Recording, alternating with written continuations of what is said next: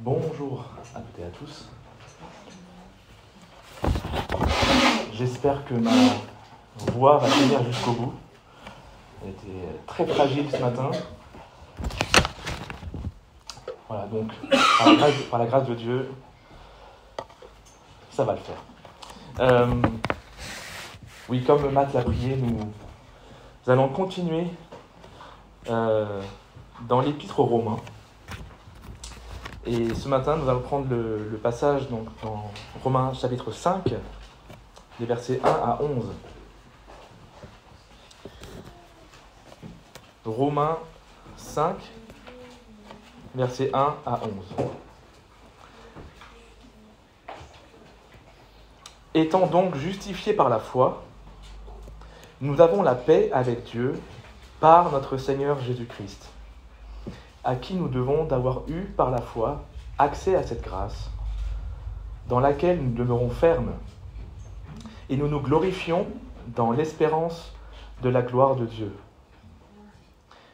Bien plus, nous nous glorifions même des afflictions, sachant que l'affliction produit la persévérance, la victoire dans l'épreuve, et ces victoires, l'espérance.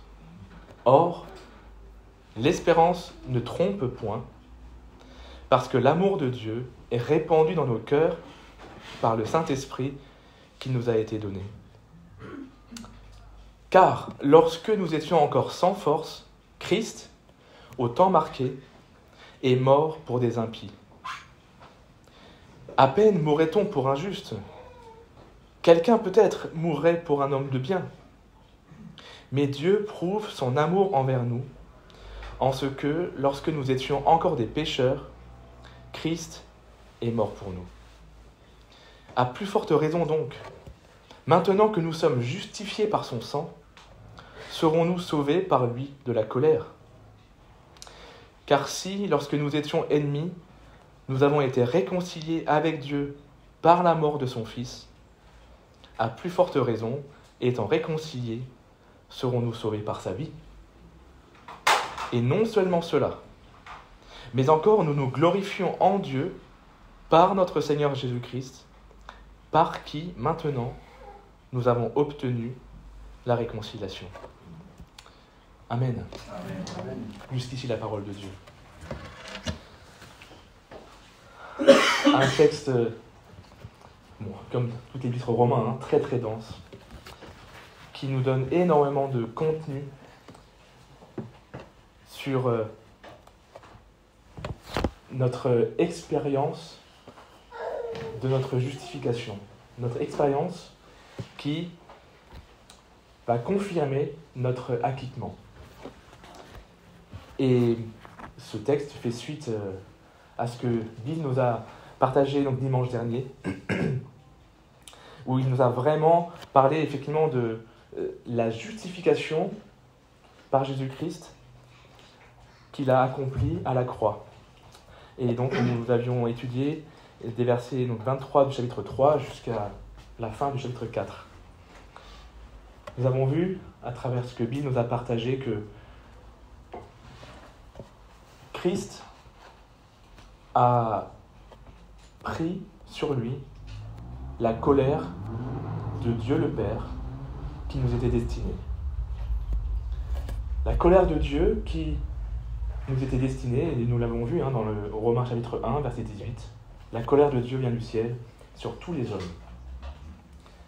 Cette colère, Dieu l'a déversée et l'a redirigée sur Christ, son Fils unique, qu'il aimait tant. Et de ce fait, Jésus est devenu victime expiatoire. C'est-à-dire qu'il a, par sa mort à la croix, il a expié notre condamnation, notre péché que sous lequel nous étions placés. Et je fais référence à ce que Matt nous avait partagé dans Romains 3, versets 9 à 20. Et maintenant, nous arrivons au verset 1 du chapitre 5, où Paul dit « Étant donc justifiés par la foi », donc là, il rebondit sur ce qu'il vient de développer jusqu'à maintenant. Étant donc justifiés par la foi, nous avons la paix avec Dieu par notre Seigneur Jésus-Christ, à qui nous devons d'avoir eu par la foi accès à cette grâce dans laquelle nous demeurons fermes et nous nous glorifions dans l'espérance de la gloire de Dieu. Rien que ces deux versets, nous allons devoir prendre un peu de temps pour en retirer la substance. Mais quelle est la dimension, les dimensions que nous pouvons retrouver rien que dans ces deux premiers versets? J'ai nommé mon message « Notre expérience confirme notre acquittement ». Et ce texte de Paul, versets 1 à 11, Romains 5, viendra nous présenter différentes facettes de la manière dont le croyant va pouvoir vivre, expérimenter, voir la justification de Christ accomplie à la croix dans sa vie. Et je vais essayer donc de ressortir de ce texte trois expériences, ou en tout cas trois facettes de la vie du croyant qui va être éclairée par la justification de Christ à la croix. Rappelons-nous bien, et Paul insiste beaucoup dans ce texte et dans toutes les épîtres romains, nous sommes justifiés par la foi. Justifiés par la foi seule.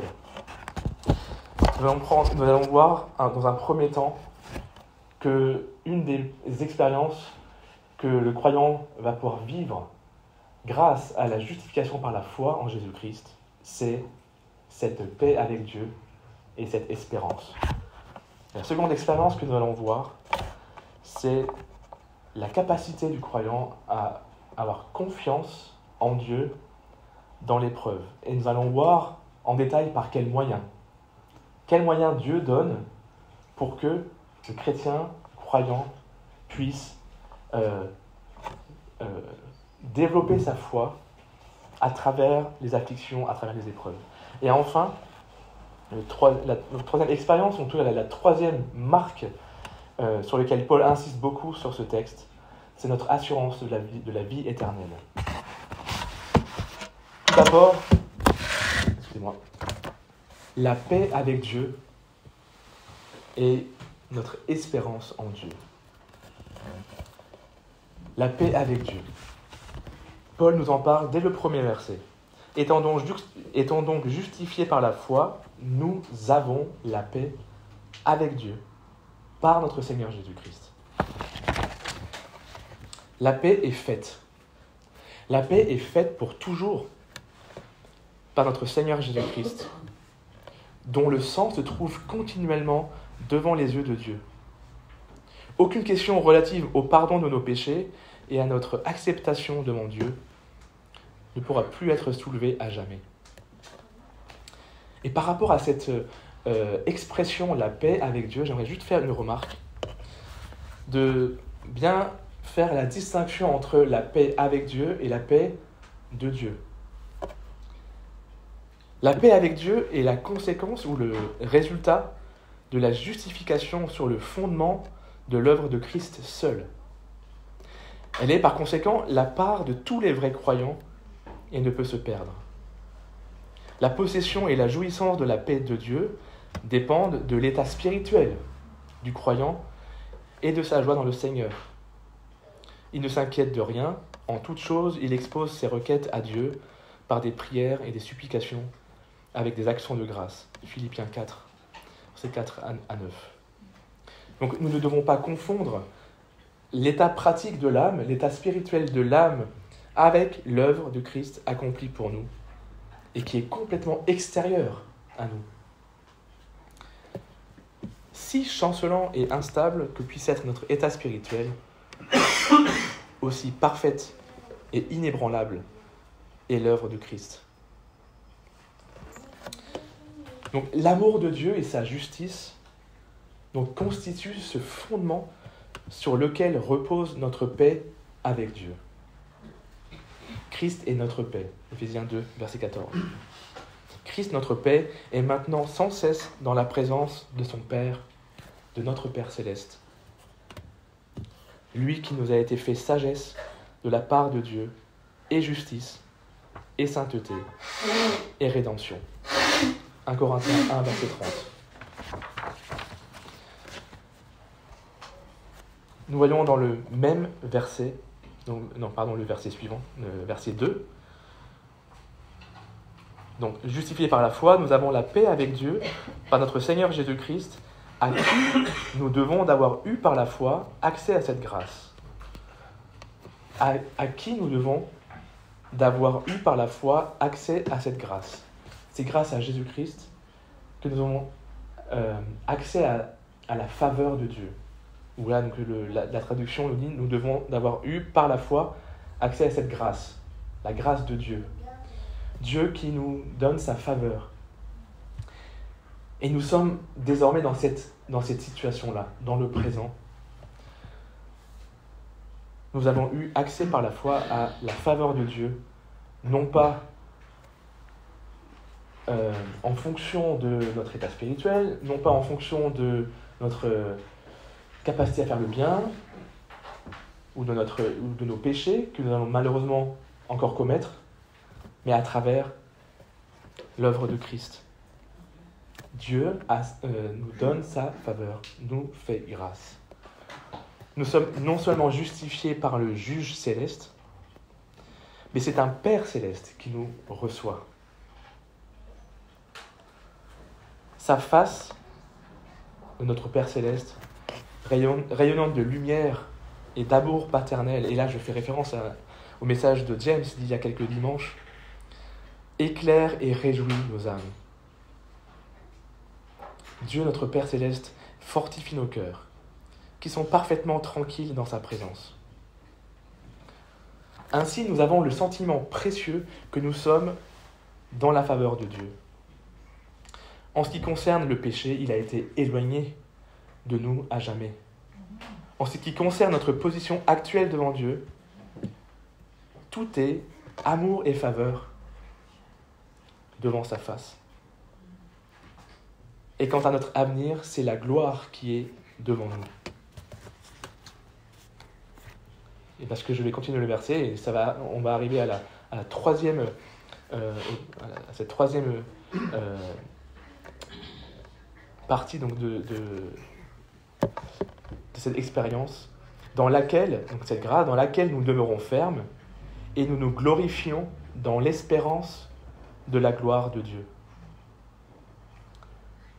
Nous demeurons fermes dans la grâce de Dieu et nous nous glorifions dans l'espérance de la gloire de Dieu.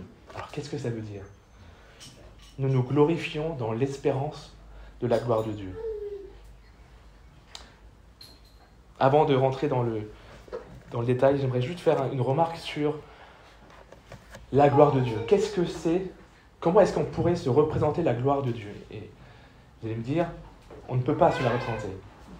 Mais on peut quand même trouver dans la parole de Dieu pas mal d'indices sur ce que est la gloire de Dieu.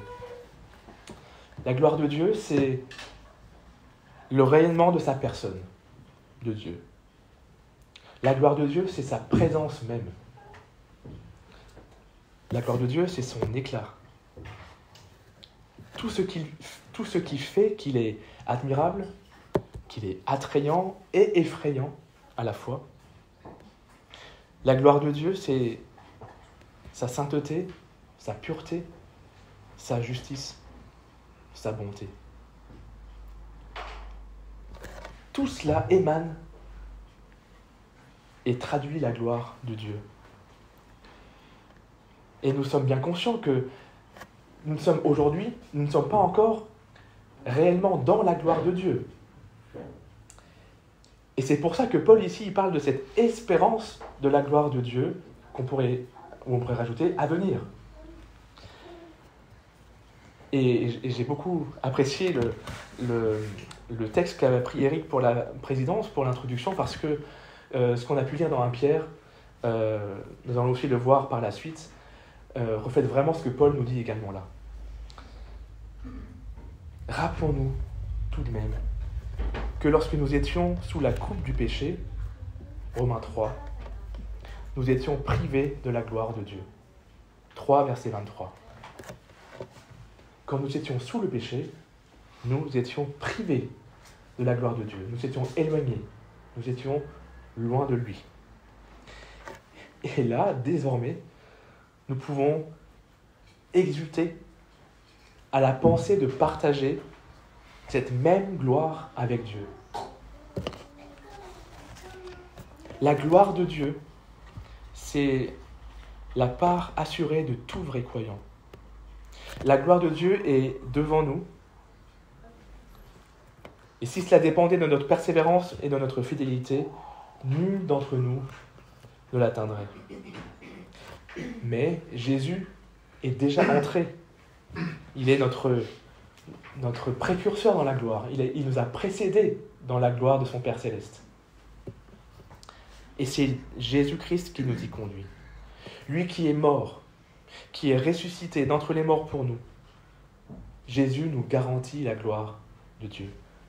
Un jour, nous serons dans sa gloire, pour toujours.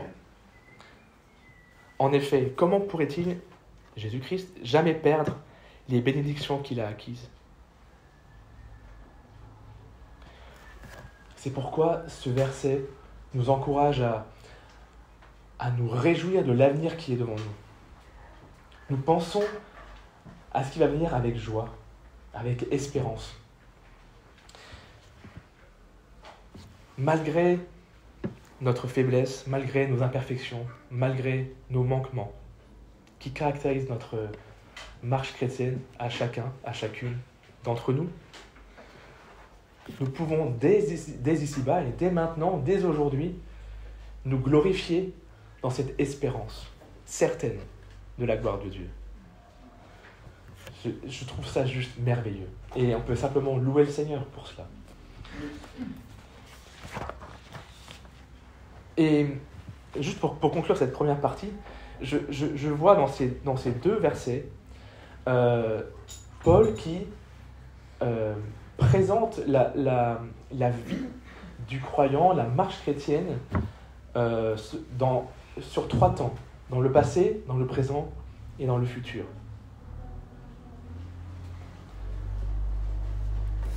Dieu nous a justifiés en Jésus-Christ par la foi. Il nous a rendus justes par l'œuvre expiatoire de Christ à la croix. Ça, c'est le passé. C'est acquis.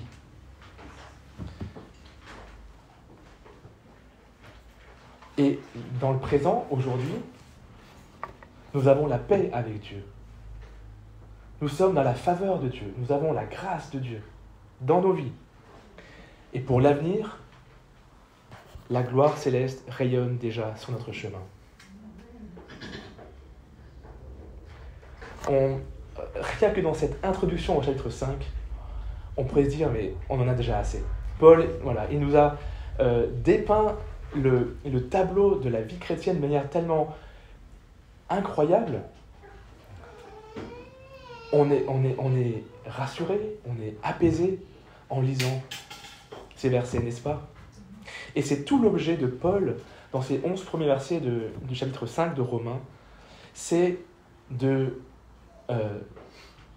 donner des éléments qui va aider le croyant à s'affirmer dans sa marche chrétienne, à nous donner cette assurance de notre vie éternelle en Jésus, de nous apaiser, de nous montrer, n'ayez crainte, désormais vous êtes justifiés par Christ, par votre foi aux yeux de Dieu.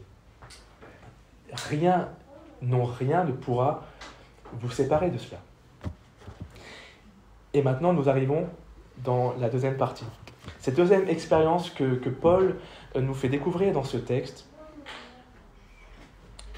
où nous pourrons vivre, expérimenter, découvrir également les conséquences, les fruits de notre justification par la foi.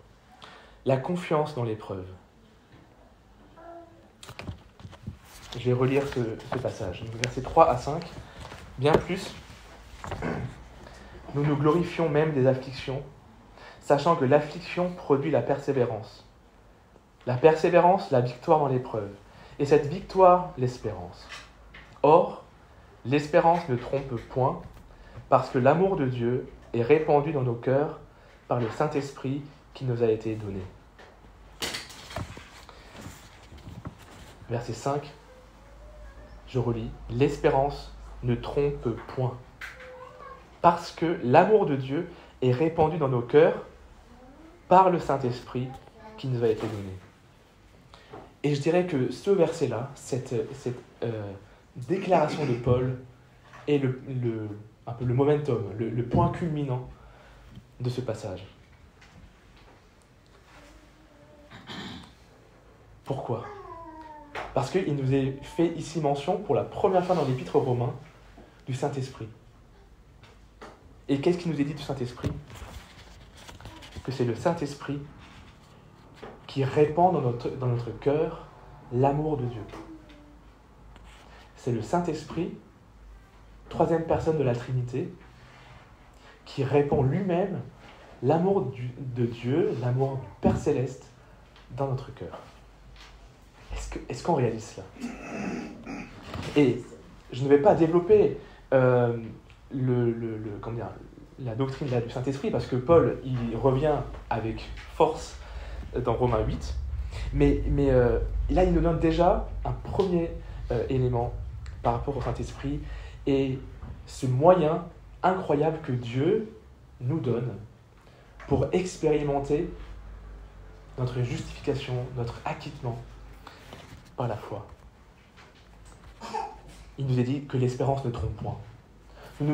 En recevant l'amour de Dieu dans notre cœur par le Saint-Esprit, nous ne pourrons jamais, mais jamais être déçus de cette espérance que nous avons en Dieu, que nous avons en Jésus, cette espérance aussi de la gloire à venir. Et dans l'épreuve, et nous vivons tous des épreuves, nous avons tous des situations difficiles, des afflictions, nous vivons tous aussi le deuil potentiellement. Dans toutes ces situations que Dieu nous permet de vivre, ici il nous est rappelé que l'affliction produit la persévérance. L'affliction produit la persévérance. La persévérance, c'est un produit de notre épreuve. On pourrait se dire, mais non, c'est l'inverse. L'épreuve va produire la déception, va produire la tristesse, le découragement. C'est ce que, humainement, nous pouvons vivre. Quand nous vivons un moment difficile, on peut être complètement plus bas que terre et nous dire qu'est-ce qui se passe. Et là, Paul, il nous dit, au contraire, l'affliction, l'épreuve, produit la persévérance. Et la persévérance produit la victoire dans l'épreuve. Et cette victoire dans l'épreuve produit l'espérance. Et c'est cette espérance-là dont nous ne serons jamais déçus, parce que le Saint-Esprit lui-même répand dans nos cœurs l'amour de Dieu. Donc nous avons au plus profond de nous-mêmes, lorsque nous avons cru en Jésus, lorsque nous avons cru dans son sacrifice à la croix, dans son œuvre, dans sa résurrection, le Saint-Esprit est venu dans notre cœur et il nous a donné un gage, une sorte de témoin, de signe irréfutable de l'amour de Dieu pour nous. Que cela puisse nous encourager dans chacune de nos situations aujourd'hui. Je ne sais pas dans quelle situation vous vous trouvez, vous, ici présents. Le Seigneur le sait. Et rappelez-vous que le Saint-Esprit, si vous êtes croyant, il est dans votre cœur. Et il atteste. Et il répand dans votre cœur l'amour de Dieu pour vous. Simplement, nous pouvons nous tourner vers Dieu et lui dire « Seigneur, merci. Merci pour le Saint-Esprit que tu as placé dans mon cœur, qui m'exprime, qui me montre, qui me prouve que tu m'as aimé, que tu m'aimes et que tu resteras fidèle envers moi jusqu'au bout. » Amen. Et enfin, Paul ne s'arrête pas là, et on en a déjà... Et je dirais que au verset 5, Paul, il a conclu, je dirais, ce développement, son propos, qui consiste à nous partager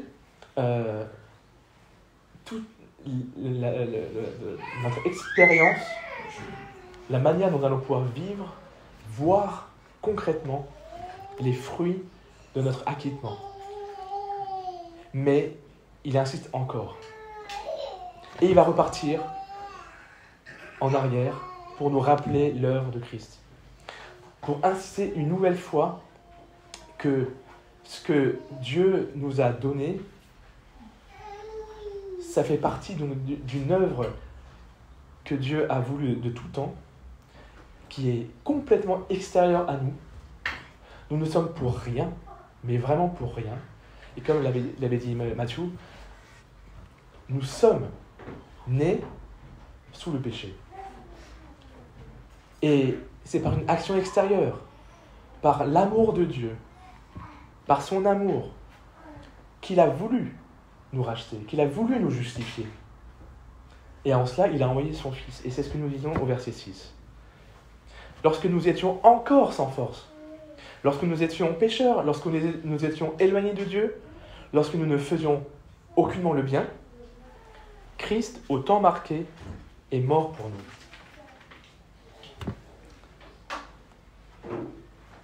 Et rien que ce verset-là nous montre toute la profondeur, la dimension de l'amour infini de Dieu pour nous. Et des versets 6 au verset 11, là, Paul il nous développe encore un dernier argumentaire juste flamboyant, extraordinaire, de simplicité et de netteté en ce qui concerne notre vie éternelle en Jésus. Je ne sais pas si vous avez remarqué le nombre de fois où Paul utilise le terme, la conjonction. Bon, ce n'est pas une conjonction de coordination, mais cette préposition par. Au moins une dizaine de fois. Justifié par la foi. Nous avons la paix avec Dieu par notre Seigneur Jésus-Christ. Et ça, c'est que dans les premiers versets. Mais rien que dans les versets 6 à 11, Paul utilisait 6 fois par. Donc tout nous vient de Dieu par Jésus-Christ.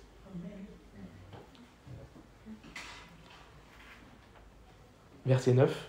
À plus forte raison donc, maintenant que nous sommes justifiés par son sang, serons-nous sauvés par lui de la colère ? Car si, lorsque nous étions ennemis, nous avons été réconciliés avec Dieu par la mort de son Fils, à plus forte raison, étant réconciliés, serons-nous sauvés par sa vie. Nous avons été réconciliés par son sang, par la mort de Christ à la croix, et nous avons été sauvés par sa vie. Paul fait cette nuance et cette chronologie dans l'œuvre de Christ, dans l'œuvre expiatoire de Christ à la croix. Christ est mort pour nous et nous a justifiés, réconciliés par son sang versé à la croix. Et nous allons encore pouvoir nous rappeler de cela tout à l'heure durant la Sainte Seine. Mais il n'est pas resté mort à la croix, il est ressuscité. Dieu, par la puissance de son esprit, a ressuscité son Fils. Et cet esprit, ce Saint-Esprit, maintenant habite dans nos cœurs. Cette même puissance agit dans nos cœurs et nous a rendus vivants avec Christ par sa résurrection. Et encore une fois, je ne vais pas insister dans cette direction parce que Paul va y revenir dans Romains 6, juste après.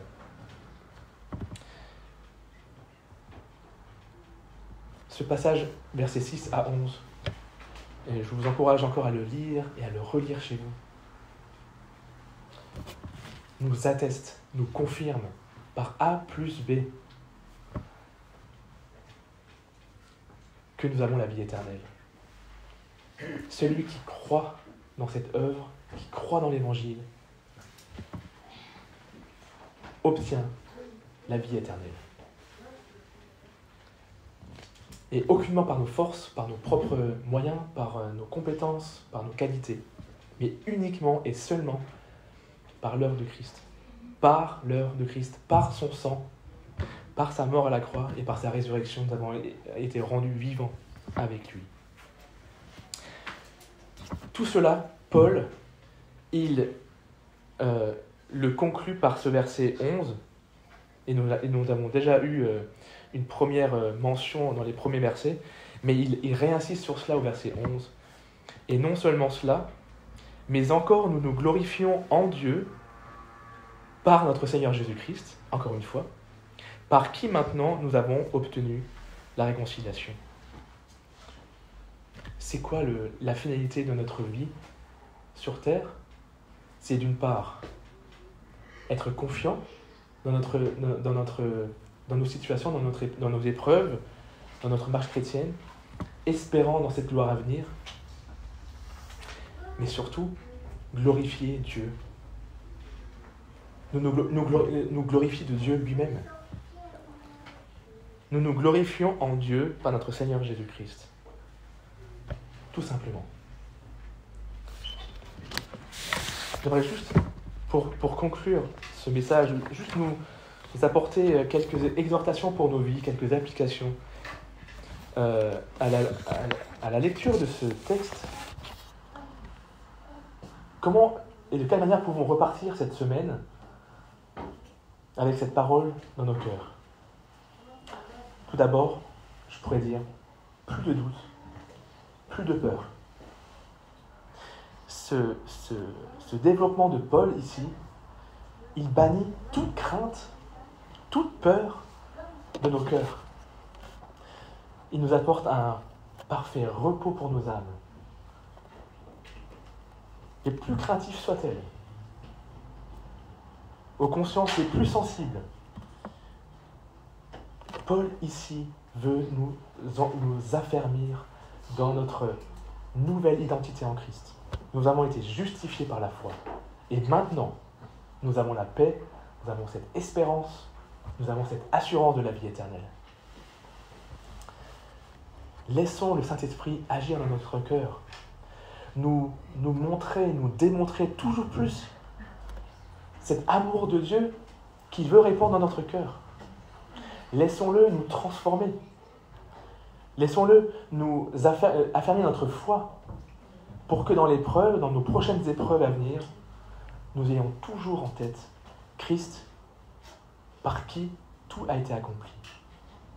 Christ par qui nous avons reçu la vie. Christ par lequel nous avons tout. Goûtons à Christ. Goûtons comment Dieu est bon. Et nous l'avons vu dans 1 Pierre 2. Goûtez comment le Seigneur est bon. Et quand j'ai lu et relu ce texte dans la préparation, j'étais émerveillé. Et je suis toujours émerveillé de voir la bonté de Dieu, son amour infini qui transparaît dans ce texte.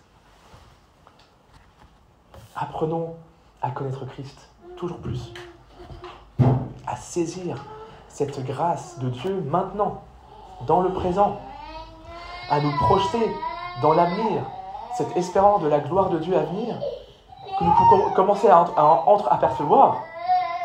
Mais réjouissons-nous d'une foi ferme de ce jour où Jésus nous reprendra. Nous pourrons vivre éternellement à ses côtés dans la gloire du Père Céleste.